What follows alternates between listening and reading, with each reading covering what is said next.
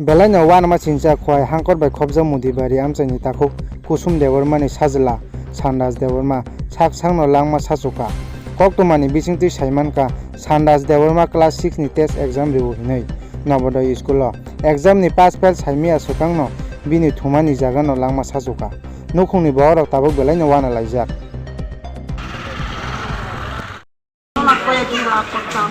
আমার লোক মারা গেছে আমার ভাই মারা গেছে কিছু নাম কি তা সানরাজ দেববর্মা বাড়ি বাড়ি বাড়ির মধ্যে বাড়ি